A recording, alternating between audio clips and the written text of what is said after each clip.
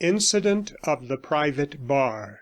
Mr. Dyson often meditated at odd moments over the singular tale he had listened to at the Café de la Touraine. In the first place, he cherished a profound conviction that the words of truth were scattered with a too niggardly and sparing hand over the agreeable history of Mr. Smith and the Black Gulf Canyon; and secondly, there was the undeniable fact of the profound agitation of the narrator, and his gestures on the pavement, too violent to be simulated. The idea of a man going about London haunted by the fear of meeting a young man with spectacles struck Dyson as supremely ridiculous. He searched his memory for some precedent in romance, but without success. He paid visits at odd times to the little café, hoping to find Mr. Wilkins there, and he kept a sharp watch on the great generation of the spectacled men, without much doubt that he would remember the face of the individual whom he had seen dart out of the aerated bread shop. All his peregrinations and researches, however, seemed to lead to nothing of value, and Dyson needed all his warm conviction of his innate detective powers and his strong scent for mystery to sustain him in his endeavours. In fact, he had two affairs on hand, and every day as he passed through streets crowded or deserted, lurked in the obscure districts and watched at corners, he was more than surprised to find that the affair of the gold coin persistently avoided him, while the ingenious Wilkins and the young man with spectacles whom he dreaded seemed to have vanished from the pavements. He was pondering these problems one evening in a house of call in the Strand, and the obstinacy with which the persons he so ardently desired to meet hung back gave the modest tankard before him an additional touch of bitter. As it happened, he was alone in his compartment, and, without thinking, he uttered aloud the burden of his meditations. "How bizarre it all is," he said. "A man walking the pavement with the dread of a timid-looking young man with spectacles continually hovering before his eyes. And there was some tremendous feeling at work, I could swear to that." Quick as thought, before he had finished the sentence, a head popped round the barrier and was withdrawn again. All while Dyson was wondering what this could mean, the door of the compartment was swung open, and a smooth, clean-shaven and smiling gentleman entered. "You will excuse me, sir," he said politely, "for intruding on your thoughts, but you made a remark a minute ago." "I did," said Dyson.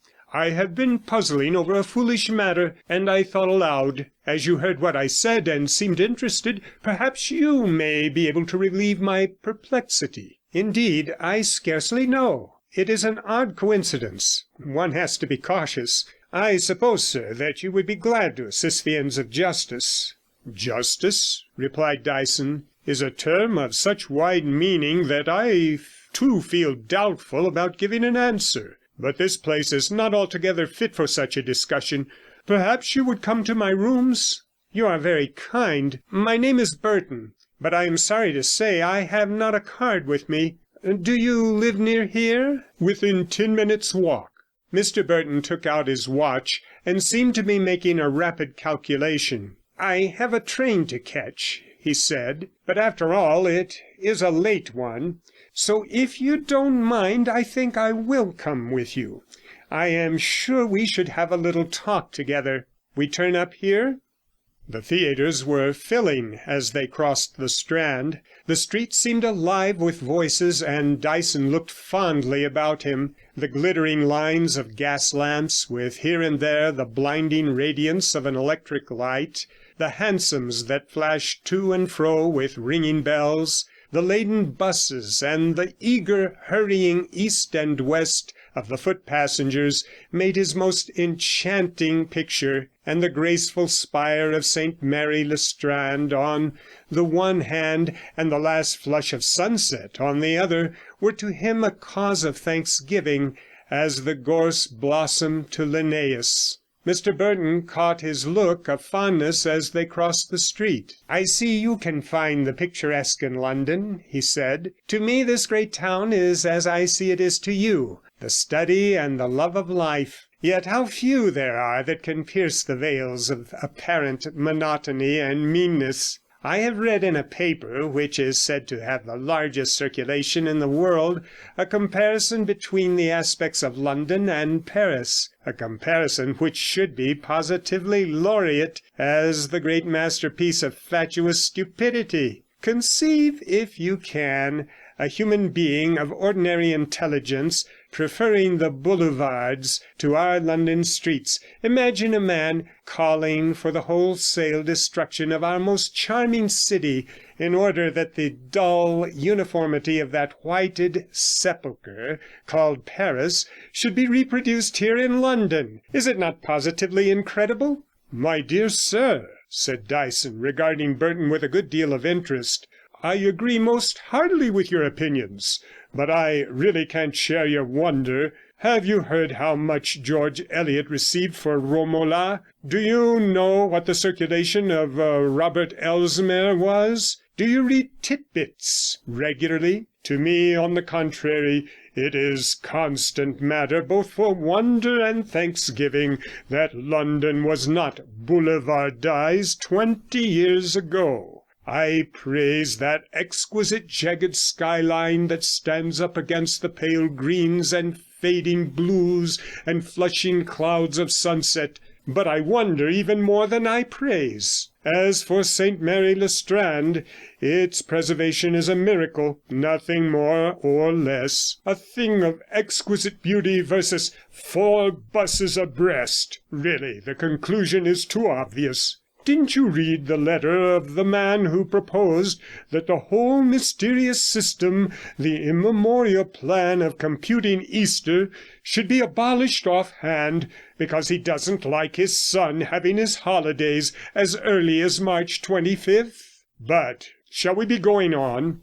They had lingered at the corner of a street on the north side of the Strand, enjoying the contrasts and the glamour of the scene. Dyson pointed the way with a gesture, and they strolled up the comparatively deserted streets, slanting a little to the right, and thus arrived at Dyson's lodging on the verge of Bloomsbury. Mr. Burton took a comfortable armchair by the open window, while Dyson lit the candles and produced the whisky and soda and cigarettes. "They tell me these cigarettes are very good," he said, "but I know nothing about it myself. I hold at last that there's only one tobacco, and that is shag. I suppose I should not tempt you to try a pipeful?" Mr. Burton smilingly refused the offer, and picked out a cigarette from the box. When he had smoked it half through, he said with some hesitation, "It is really kind of you to have me here, Mr. Dyson. The fact is that the interests at issue are far too serious to be discussed in a bar, where, as you found for yourself, there may be listeners, voluntary or involuntary, on each side. I think the remark I heard you make was something about the oddity of an individual going about London in deadly fear of a young man with spectacles?" "Yes, that was it." "Well, would you mind confiding to me the circumstances that gave rise to the reflection?" "Not in the least. It was like this." And he ran over in brief outline the adventure in Oxford Street, dwelling on the violence of Mr. Wilkins's gestures, but wholly suppressing the tale told in the cafe. "He told me he lived in constant terror of meeting this man, and I left him when I thought he was cool enough to look after himself," said Dyson, ending his narrative. "Really?" said Mr. Burton. "And you actually saw this mysterious person?" "Yes." "And could you describe him?" "Well, he looked to me a youngish man, pale and nervous. He had small black side whiskers, and wore rather large spectacles." "But this is simply marvellous. You astonish me, for I must tell you that my interest in the matter is this. I'm not in the least in terror of meeting a dark young man with spectacles, but I shrewdly suspect a person of that description would much rather not meet me." and yet the account you give of the man tallies exactly. A nervous glance to right and left, is it not so? And as you observed, he wears prominent spectacles, and has small black whiskers. There cannot be, surely, two people exactly identical, one a cause of terror, and the other, I should imagine, extremely anxious to get out of the way. But have you seen this man since?' 'No, I have not. I have been looking for him pretty keenly, but of course he may have left London, and England too, for the matter of that.' 'Hardly, I think. Well, Mr Dyson, it is only fair that I should explain my story, now that I've listened to yours. I must tell you, then, that I am an agent for curiosities and precious things of all kinds. An odd employment, isn't it? Of course, I wasn't brought up to the business. I gradually fell into it. I have always been fond of things queer and rare, and by the time I was 20 I had made half a dozen collections. It is not generally known how often farm labourers come upon rarities. You would be astonished if I told you what I have seen turned up by the plough. I lived in the country in those days, and I used to buy anything the men on the farms brought me, and I had the queerest set of rubbish, as my friends called my collection. But that's how I got the scent of the business, which means everything. And later on it struck me that I might very well turn my knowledge to account and add to my income. Since those early days I have been in most quarters of the world, and some very valuable things have passed through my hands, and I have had to engage in difficult and delicate negotiations. You have possibly heard of the Caen opal, called in the East the stone of 1,001 colours? Well, perhaps the conquest of that stone was my greatest achievement. I call it myself the stone of the 1,001 lies, for I assure you that I had to invent a cycle of folklore before the Rajah who owned it would consent to sell the thing. I subsidized wandering storytellers who told tales in which the opal played a frightful part. I hired a holy man, a great ascetic, to prophesy against the thing in the language of Eastern symbolism. In short, I frightened the Rajah out of his wits. So you see, there is room for diplomacy in the traffic I am engaged in. I have to be ever on my guard, and I have often been sensible that unless I watched every step and weighed every word, my life would not last me much longer. Last April I became aware of the existence of a highly valuable antique gem. It was in southern Italy, and in the possession of persons who were ignorant of its real value. It has always been my experience that it is precisely the ignorant who are most difficult to deal with. I have met farmers who were under the impression that a shilling of George I was a find of almost incalculable value, and all the defeats I have sustained have been at the hands of people of this description. Reflecting on these facts, I saw that the acquisition of the gem I have mentioned would be an affair demanding the nicest diplomacy. I might possibly have got it by offering a sum approaching its real value, but I need not point out to you that such a proceeding would be most unbusinesslike. Indeed, I doubt whether it would have been successful, for the cupidity of such persons is aroused by a sum which seems enormous, and the low cunning which serves them in place of intelligence immediately suggests that the object for which such an amount is offered must be worth at least double. Of course, when the matter is of an ordinary curiosity, an old jug, a carved chest, or a queer brass lantern, one does not much care. The cupidity of the owner defeats its object. The collector laughs and goes away, for he is aware that such things are by no means unique. But this gem I fervently desired to possess, and as I did not see my way to giving more than 1/100th part of its value, I was conscious that all my, let us say, imaginative and diplomatic powers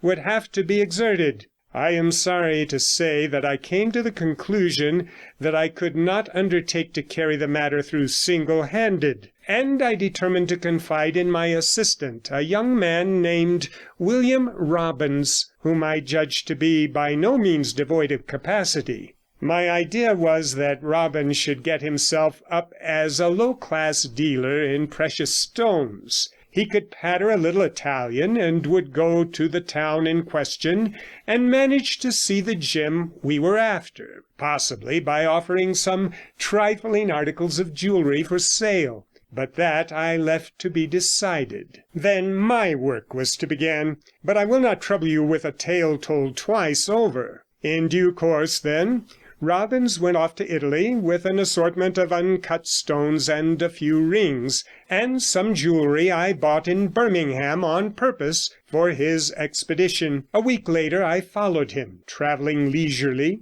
so that I was a fortnight later in arriving at our common destination. There was a decent hotel in town, and on my inquiring of the landlord whether there were many strangers in the place, he told me very few. He had heard there was an Englishman staying in a small tavern, a pedlar, he said, who sold beautiful trinkets very cheaply and wanted to buy old rubbish. For 5 or 6 days I took life leisurely. I must say I enjoyed myself. It was part of my plan to make the people think I was an enormously rich man, and I knew that such items as the extravagance of my meals and the price of every bottle of wine I drank would not be suffered, as Sancho Panza puts it, to rot in the landlord's breast.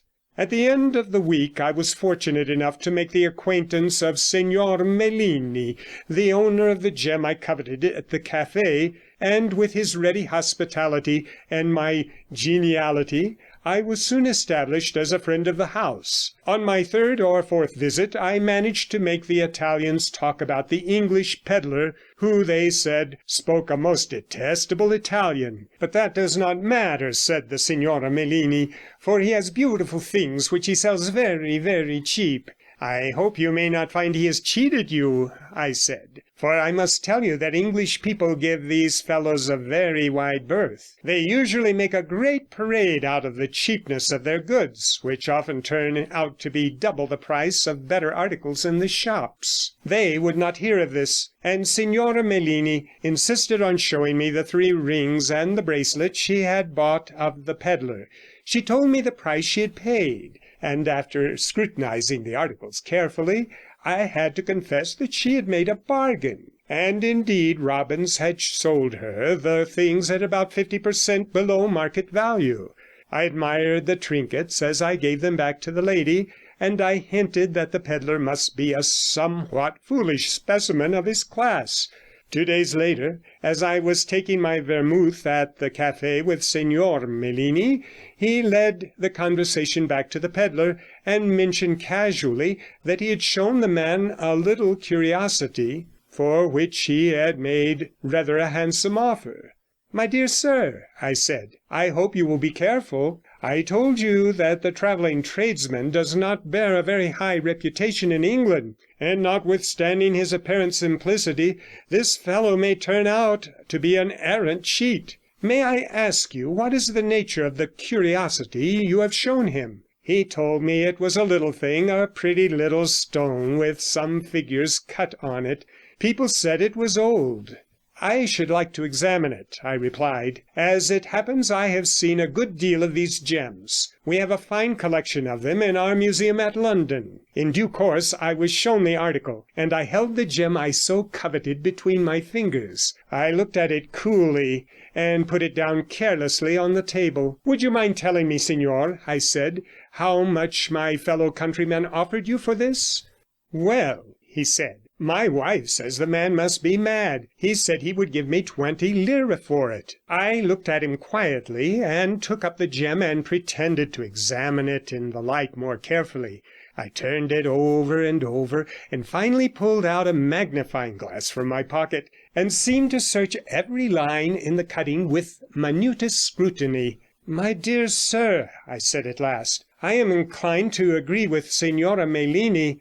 If this gem were genuine, it would be worth some money, but as it happens to be a rather bad forgery, it is not worth 20 centesimi. It was sophisticated, I should imagine, some time in the last century, and by a very unskilful hand.' 'Then we had better get rid of it,' said Melini. 'I never thought it was worth anything myself. Of course I am sorry for the pedlar, but one must let a man know his own trade. I shall tell him we will take the 20 lire.' 'Excuse me,' I said, 'the man wants a lesson. It would be a charity to give him one. Tell him that you will not take anything under 80 lire, and I shall be much surprised if he does not close with you at once.' A day or two later I heard that the English pedlar had gone away, after debasing the minds of the country people with Birmingham art jewellery. For I admit that the gold sleeve links, like kidney beans, the silver chains, made apparently after the pattern of a dog chain, and the initial brooches have always been heavy on my conscience. I cannot acquit myself of having indirectly contributed to debauch the taste of a simple folk. But I hope that the end I had in view may finally outbalance this heavy charge. Soon afterwards I paid a farewell visit at the Melinis, and the signor informed me with an oily chuckle that the plan I had suggested had been completely successful. I congratulated him on his bargain, and went away, after expressing a wish that heaven may send many such pedlars in his path. Nothing of interest occurred on my return journey. I had arranged that Robbins was to meet me at a certain place on a certain day, and I went to the appointment full of the coolest confidence. The gem had been conquered, and I had only to reap the fruits of victory. I am sorry to shake that trust in our common human nature, which I am sure you possess, but I am compelled to tell you that up to the present date I have never set eyes on my man Robbins, or on the antique gem in his custody. I have found out that he actually arrived in London, for he was seen 3 days before my arrival in England by a pawnbroker of my acquaintance, consuming his favourite beverage, 4 ale, in the tavern where we met tonight. Since then he has not been heard of. I hope you will now pardon my curiosity as to the history and adventures of dark young men with spectacles. You will, I am sure, feel for me in my position. The savour of life has disappeared for me.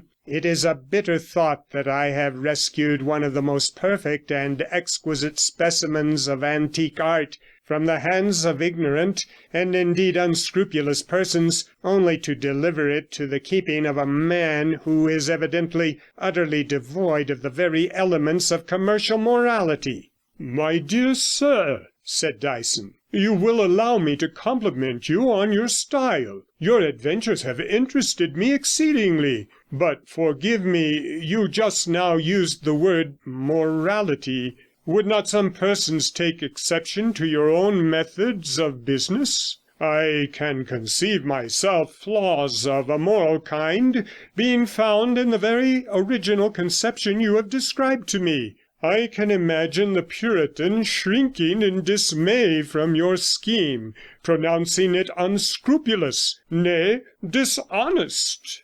Mr. Burton helped himself very frankly to more whisky. 'Your scruples entertain me,' he said. 'Perhaps you have not gone very deeply into these questions of ethics. I have been compelled to do so myself, just as I was forced to master a simple system of bookkeeping. Without bookkeeping, and still more without a system of ethics, it is impossible to conduct a business such as mine. But I assure you that I am often profoundly saddened, as I pass through the crowded streets and watch the world at work, by the thought of how few amongst all these hurrying individuals, black-hatted, well-dressed, educated, we may presume, sufficiently, how few amongst them have any reasoned system of morality. Even you have not weighed the question, although you study life and affairs, and to a certain extent penetrate the veils and mask of the comedy of man. Even you judge by empty conventions and the false money which is allowed to pass current as sterling coin. Allow me to play the part of Socrates. I shall teach you nothing that you do not know. I shall merely lay aside the wrappings of prejudice and bad logic, and show you the real image which you possess in your soul. Come then, do you allow that happiness is anything? Certainly, said Dyson. And happiness is desirable or undesirable? Desirable, of course. And what shall we call the man who gives happiness? Is he not a philanthropist? I think so. And such a person is praiseworthy, and the more praiseworthy in the proportion of the persons whom he makes happy? By all means. So that he who makes a whole nation happy is praiseworthy in the extreme, and the action by which he gives happiness is the highest virtue?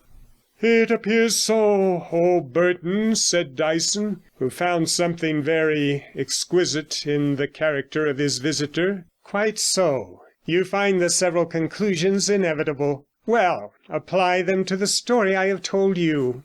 I conferred happiness on myself by obtaining, as I thought, possession of the gem. I conferred happiness on the Mellinis by getting them 80 lire instead of an object for which they had not the slightest value. And I intended to confer happiness on the whole British nation by selling the thing to the British Museum, to say nothing of the happiness a profit of about 9,000% would have conferred on me. I assure you I regard Robbins as an interferer with the cosmos and fair order of things. But that is nothing. You perceive that I am an apostle of the very highest morality. You have been forced to yield to argument. There certainly seems a great deal in what you advance, said Dyson. I admit that I am a mere amateur of ethics, while you, as you say, have brought the most acute scrutiny to bear on these perplexed and doubtful questions. I can well understand your anxiety to meet the fallacious Robbins, and I congratulate myself on the chance which has made us acquainted, but you will pardon my seeming inhospitality. I see it is 11:30, and I think you mentioned a train. 1,000 thanks, Mr. Dyson. I have just time, I see. I will look you up some evening, if I may. Good night. End of Incident of the Private Bar. The Decorative Imagination. In the course of a few weeks, Dyson became accustomed to the constant incursions of the ingenious Mr. Burton, who showed himself ready to drop in at all hours, not averse to refreshment, and a profound guide in the complicated questions of life. His visits at once terrified and delighted Dyson, who could no longer seat himself at his bureau secure from interruption, while he embarked on literary undertakings, each one of which was to be a masterpiece. On the other hand, it was a vivid pleasure to be confronted with views so highly original, and if here and there Mr. Burton's reasonings seemed tinged with fallacy, yet Dyson freely yielded to the joy of strangeness, and never failed to give his visitor a frank and hearty welcome. Mr. Burton's first inquiry was always after the unprincipled Robbins, and he seemed to feel the stings of disappointment when Dyson told him that he had failed to meet this outrage on all morality, as Burton styled him, vowing that sooner or later he would take vengeance on such a shameless betrayal of trust. One evening they had sat together for some time discussing the possibility of laying down for this present generation and our modern and intensely complicated order of society some rules of social diplomacy, such as Lord Bacon gave to the courtiers of King James I. "It is a book to make," said Mr. Burton, "but who is there capable of making it? I tell you, people are longing for such a book. It would bring fortune to its publisher. Bacon's essays are exquisite, but they have now no practical application. The modern strategist can find but little use in a treatise De Re Militari, written by a Florentine in the 15th century. Scarcely more dissimilar are social conditions of Bacon's time and our own.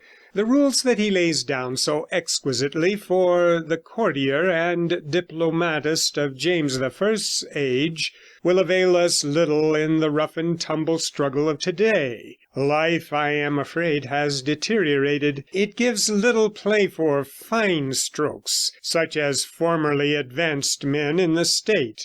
Except in such businesses as mine, where a chance does occur now and then, it has all become, as I said, an affair of rough and tumble. Men still desire to attain, it is true, but what is their moyen de parvenir? A mere imitation, and not a gracious one, of the arts of the soap vendor and the proprietor of baking powder. When I think of these things, my dear Dyson, I confess that I am tempted to despair of my century."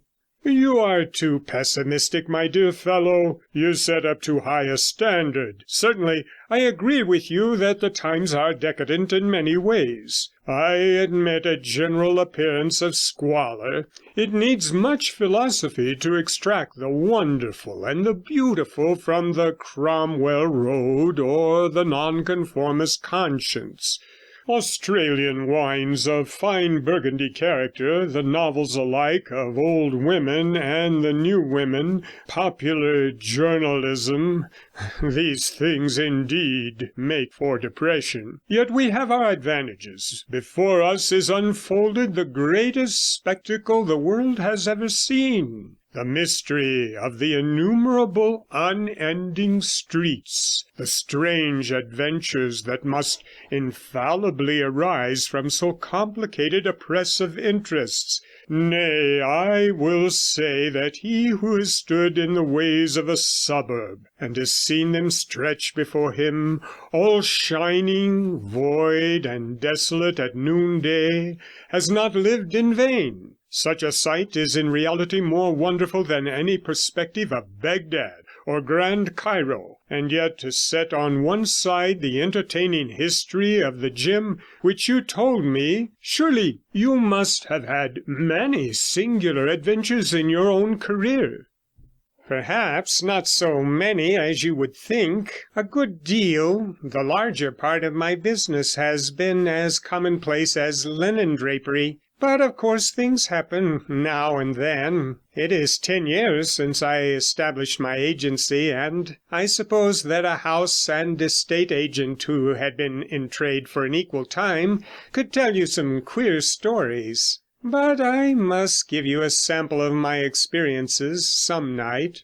"Why not tonight?" said Dyson. "This evening seems to me admirably adapted for an odd chapter. Look out into the street. You can catch a view of it if you crane your neck from that chair of yours. Is it not charming? The double row of lamps growing closer in the distance, the hazy outline of the plane tree in the square, and the lights of the hansom swimming to and fro, gliding and vanishing, and above, the sky all clear and blue and shining. Come, let us have one of your cent nouvelles."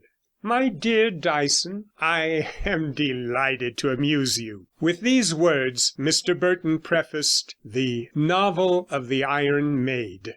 End of the Decorative Imagination. I think the most extraordinary event which I can recall took place about 5 years ago. I was then still feeling my way. I had declared for business and attended regularly at my office, but I had not succeeded in establishing a really profitable connection, and consequently I had a good deal of leisure time on my hands. I have never thought fit to trouble you with the details of my private life. They would be entirely devoid of interest. I must briefly say, however, that I had a numerous circle of acquaintance, and was never at a loss as how to spend my evenings. I was so fortunate as to have friends in most of the ranks of the social order. There is nothing so unfortunate, to my mind, as a specialized circle wherein a certain round of ideas is continually traversed and retraversed. I have always tried to find out new types of persons whose brains contain something fresh to me. One may chance to gain information even from the conversation of city men on an omnibus. Amongst my acquaintance I knew a young doctor who lived in a far outlying suburb, and I used often to brave the intolerably slow railway journey to have the pleasure of listening to his talk. One night we conversed so eagerly together over our pipes and whisky that the clock passed unnoticed, and when I glanced up I realized with a shock that I had just 5 minutes in which to catch the last train. I made a dash for my hat and stick, jumped out of the house and down the steps, and tore at full speed up the street. It was no good, however. There was a shriek of the engine whistle, and I stood there at the station door and saw far on the long dark line of the embankment a red light shine and vanish, and a porter came down and shut the door with a bang. "How far to London?" I asked him. "A good 9 miles to Waterloo Bridge," and with that he went off.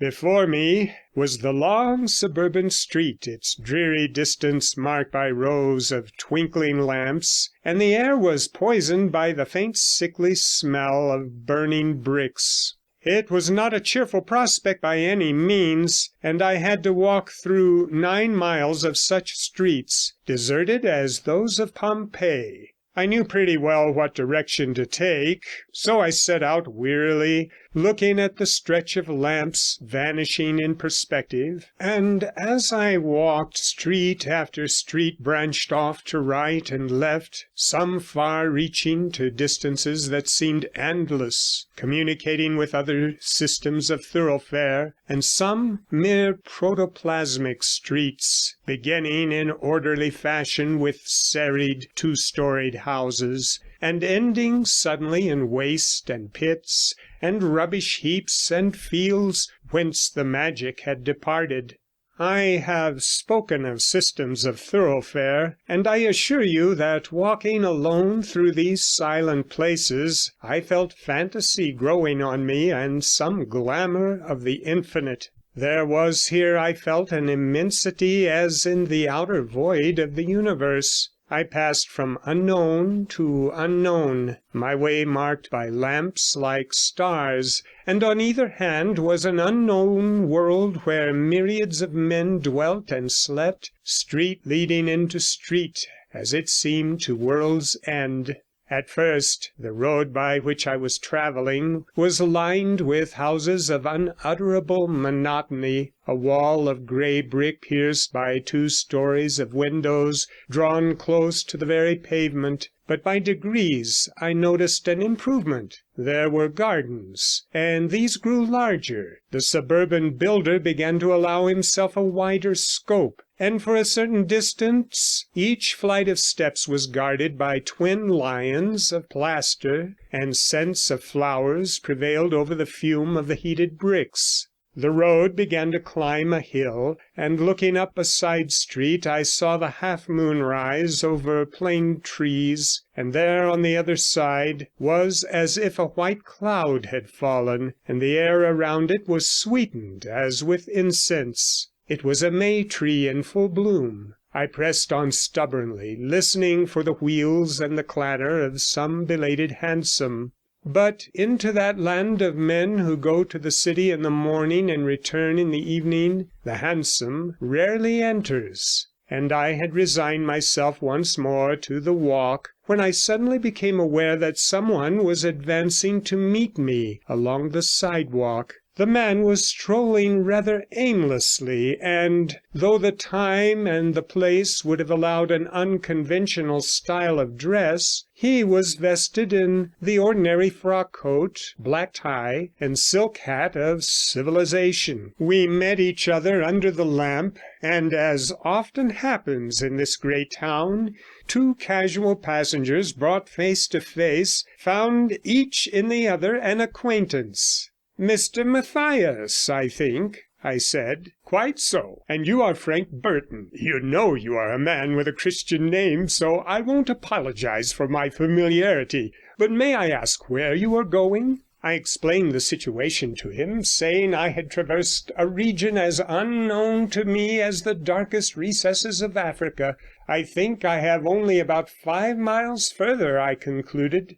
"Nonsense! You must come home with me. My house is close by. In fact, I was just taking my evening walk when we met. Come along. I dare say you will find a makeshift bed easier than a 5-mile walk." I let him take my arm and lead me along, though I was a good deal surprised at so much geniality from a man who was, after all, a mere casual club acquaintance. I suppose I had not spoken to Mr. Matthias half a dozen times. He was a man who would sit silent in an armchair for hours, neither reading nor smoking, but now and again moistening his lips with his tongue and smiling queerly to himself. I confess he had never attracted me, and on the whole I should have preferred to continue my walk. But he took my arm and led me up a side street, and stopped at a door in a high wall. We passed through the still moonlit garden, beneath the black shadow of an old cedar, and into an old red brick house with many gables. I was tired enough, and I sighed with relief as I let myself fall into a great leather armchair. You know the infernal grit with which they strew the sidewalk in those suburban districts. It makes walking a penance, and I felt my 4-mile tramp had made me more weary than 10 miles on an honest country road. I looked about the room with some curiosity. There was a shaded lamp which threw a circle of brilliant light on a heap of papers lying on an old brass-bound secretaire of the last century, but the room was all vague and shadowy, and I could only see that it was long and low, and that it was filled with indistinct objects, which might be furniture. Mr. Matthias sat down in a second armchair and looked about him with that odd smile of his. He was a queer-looking man, clean-shaven and white to the lips. I should think his age was something between 50 and 60. "Now I have got you here," he began, "I must inflict my hobby on you. You knew I was a collector?" "Oh, yes, I have devoted many years to collecting curiosities, which I think are really curious. But we must have a better light." He advanced into the middle of the room and lit a lamp which hung from the ceiling, and as the bright light flashed around the wick from every corner and space, there seemed to start a horror. Great wooden frames, with complicated apparatus of ropes and pulleys, stood against the wall. A wheel of strange shape had a place beside a thing that looked like a gigantic gridiron. Little tables glittered with bright steel instruments carelessly put down as if ready for use. A screw and vise loomed out, casting ugly shadows, and in another nook was a saw with cruel, jagged teeth.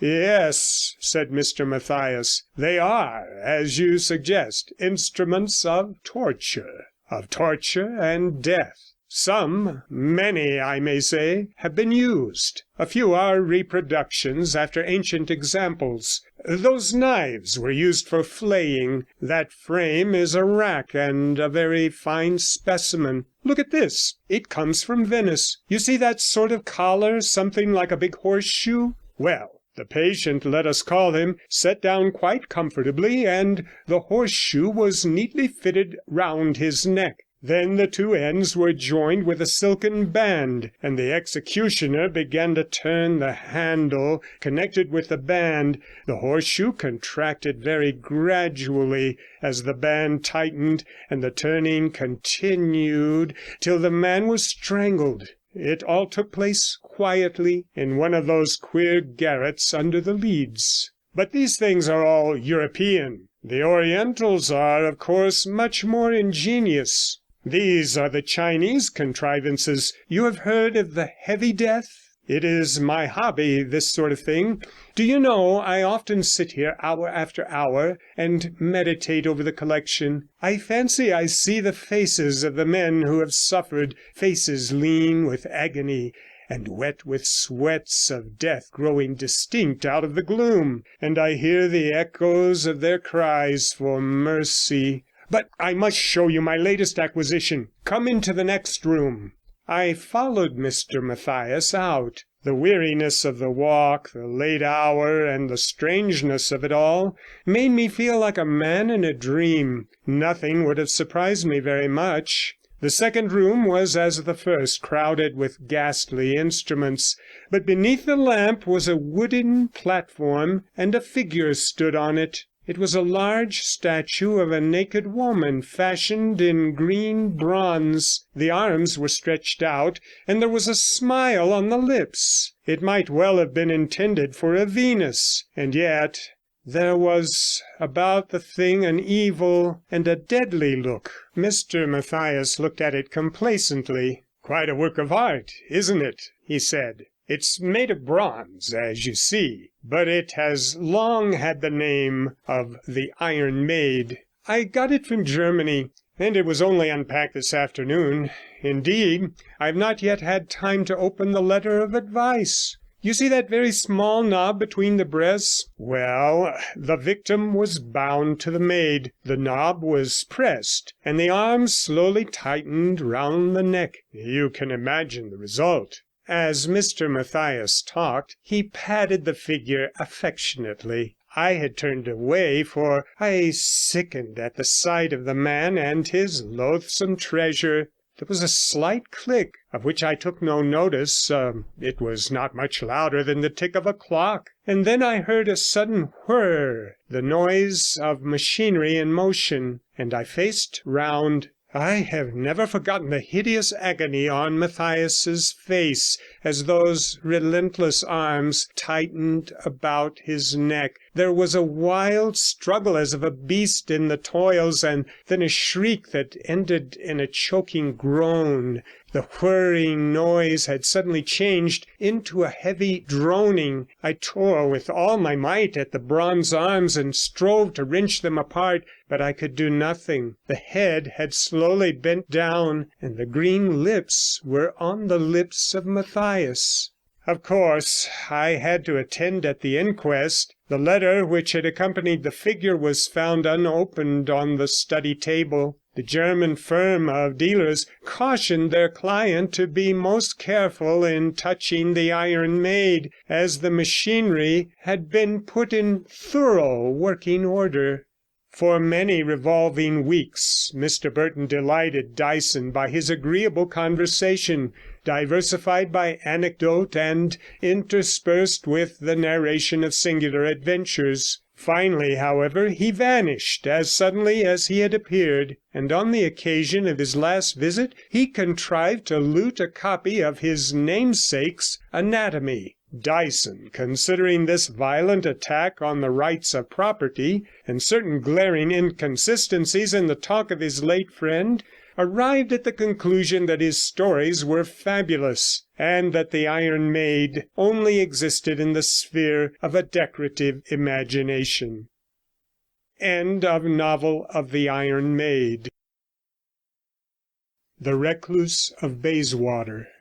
Amongst the many friends who were favoured with the occasional pleasure of Mr. Dyson's society was Mr. Edgar Russell, realist and obscure struggler, who occupied a small back room on the second floor of a house in Abington Grove, Notting Hill. Turning off from the main street and walking a few paces onward, one was conscious of a certain calm, a drowsy peace, which made the feet inclined to loiter, and this was ever the atmosphere of Abington Grove. The houses stood a little back, with gardens where the lilac and laburnum and blood-red may blossomed gaily in their seasons, and there was a corner where an older house in another street had managed to keep a back garden of real extent, a walled-in garden, whence there came a pleasant scent of greenness after the rains of early summer, where old elms held memories of the open fields,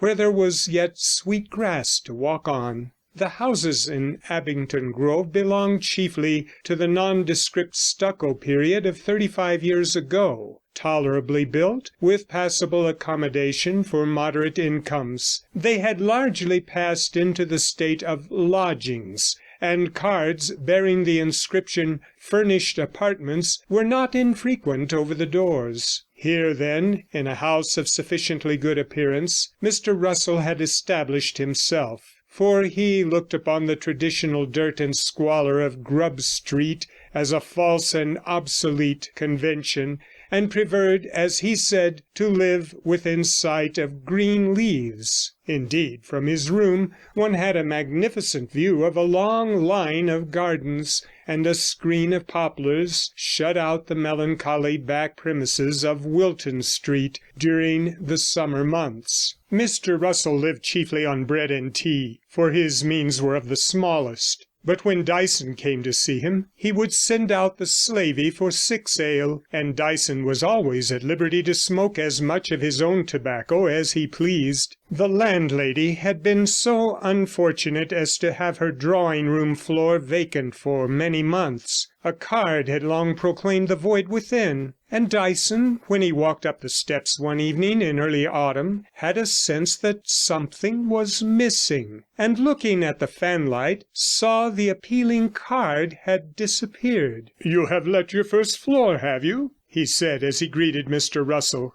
"Yes, it was taken about a fortnight ago by a lady." "Indeed," said Dyson, always curious. "A young lady?" "Yes, I believe so. She is a widow and wears a thick crape veil. I have met her once or twice on the stairs and in the street, but I should not know her face." "Well," said Dyson, when the beer had arrived and the pipes were in full blast, "and what have you been doing? Do you find the work getting any easier?" "Alas," said the young man, with an expression of great gloom, "the life is a purgatory, and all but a hell. I write, picking out my words, weighing and balancing the force of every syllable, calculating the minutest effects that language can produce, erasing and rewriting, and spending a whole evening over a page of manuscript. And then, in the morning, when I read what I have written, well, there is nothing to be done but to throw it in the waste paper basket, if the verso has been already written on, or to put it in the drawer if the other side happens to be clean.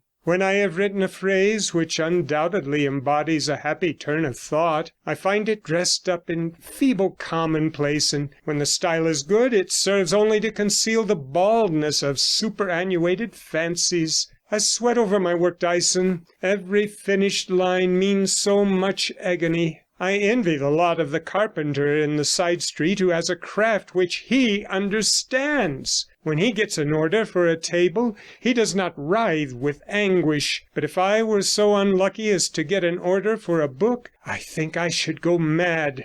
"My dear fellow, you take it all too seriously. You should let the ink flow more readily. Above all, firmly believe, when you sit down to write, that you are an artist, and that whatever you are about is a masterpiece. Suppose ideas fail you, say, as I heard one of our most exquisite artists say, it's of no consequence. The ideas are all there at the bottom of that box of cigarettes. You indeed smoke a pipe, but the application is the same. Besides, you must have some happy moments. These should be ample consolation." "Perhaps you are right, but such moments are so few. And then there is the torture of a glorious conception matched with execution beneath the standard of the family story paper. For instance, I was happy for 2 hours a night or two ago. I lay awake and saw visions. But then the morning—"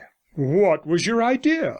It seemed to me a splendid one. I thought of Balzac and the Comédie Humaine of Zola and the Rougon-Macquart family. It dawned upon me that I would write the history of a street. Every house should form a volume. I fixed upon the street, I saw each house, and read as clearly as in letters the physiology and psychology of each. The little byway stretched before me in its actual shape, a street that I know and have passed down 100 times, with some 20 houses, prosperous and mean, and lilac bushes in purple blossom, and yet it was at the same time a symbol, a via dolorosa of hopes cherished and disappointed, of years of monotonous existence without content or discontent, of tragedies and obscure sorrows. And on the door of one of those houses I saw the red stain of blood, and behind a window 2 shadows, blackened and faded on the blind as they swayed on tightened cords, the shadows of a man and a woman hanging in a vulgar gaslit parlour. These were my fancies, but when pen touched paper they shriveled and vanished away. "Yes," said Dyson, "there's a lot in that. I envy you the pains of transmuting vision into reality, and still more I envy you the day when you will look at your bookshelf and see 20 goodly books upon the shelves, the series complete and done for ever. Let me entreat you to have them bound in solid parchment of gold lettering. It is the only real cover for a valiant book. When I look in at the windows of some choice shop and see the bindings of Levant Morocco, with pretty tools and panellings, and your sweet contrasts of red and green, I say to myself, these are not books, but bibelots. A book bound so, a true book, mind you, is like a Gothic statue draped in brocade of Lyons." "Alas," said Russell, "we need not discuss the binding. The books are not begun." The talk went on as usual till 11 o'clock, when Dyson bade his friend good night. He knew the way downstairs and walked down by himself, but greatly to his surprise, as he crossed the first floor landing, the door opened slightly, and a hand was stretched out beckoning. Dyson was not the man to hesitate under such circumstances. In a moment he saw himself involved in adventure, and as he told himself, the Dysons had never disobeyed a lady's summons. Softly then, with due regard for the lady's honour, he would have entered the room, when a low but clear voice spoke to him. "Go downstairs and open the door, and shut it again rather loudly. Then come up to me, and for heaven's sake, walk softly." Dyson obeyed her commands, not without some hesitation, for he was afraid of meeting the landlady or the maid on his return journey, but walking like a cat, and making each step he trod on crack loudly, he flattered himself that he had escaped observation. And as he gained the top of the stairs, the door opened wide before him, and he found himself in the lady's drawing room, bowing awkwardly. "Pray be seated, sir. Perhaps this chair will be the best. It was the favourite chair of my landlady's deceased husband. I would ask you to smoke, but the odour would betray me. I know my proceedings must seem to you unconventional, but I saw you arrive this evening, and I do not think you would refuse to help a woman who is so unfortunate as I am." Mr Dyson looked shyly at the young lady before him. She was dressed in deep mourning, but the piquant smiling face and charming hazel eyes ill accorded with the heavy garments and the mouldering surface of the crape. "Madame," he said gallantly, "your instinct has served you well. We will not trouble, if you please, about the question of social conventions. The chivalrous gentleman knows nothing of such matters. I hope I may be privileged to serve you." "You are kind to me, but I knew you would be so. Alas, sir, I have had experience of life, and I am rarely mistaken. Yet man is too often so vile and so misjudging that I trembled even as I resolved to take this step, which, for all I knew, might prove to be both desperate and ruinous." "With me you have nothing to fear," said Dyson. "I was nurtured in the faith of chivalry, and I have always endeavoured to remember the proud traditions of my race. Confide in me, then, and count upon my secrecy, and if it prove possible, you may rely on my help." "Sir, I will not waste your time, which I am sure is valuable, by idle parleyings. Learn then that I am a fugitive, and in hiding here. I place myself in your power. You have but to describe my features, and I fall into the hands of my relentless enemy." Mr Dyson wondered for a passing instant how this could be, but he only renewed his promise of silence, repeating that he would be the embodied spirit of dark concealment. "Good," said the lady. "The oriental fervour of your style is delightful. In the first place, I must disabuse your mind of the conviction that I am a widow. These gloomy vestments have been forced on me by strange circumstance. In plain language, I have deemed it expedient to go disguised. You have a friend, I think, in the house, Mr Russell. He seems of a coy and retiring nature." "Excuse me, madam," said Dyson. "He is not coy, but he is a realist, and perhaps you are aware that no Carthusian monk can emulate the cloistral seclusion in which a realistic novelist loves to shroud himself. It is his way of observing human nature." "Well, well," said the lady, "all this, though deeply interesting, is not germane to our affair. I must tell you my history." With these words the young lady proceeded to relate the novel of the white powder. End of The Recluse of Bayswater.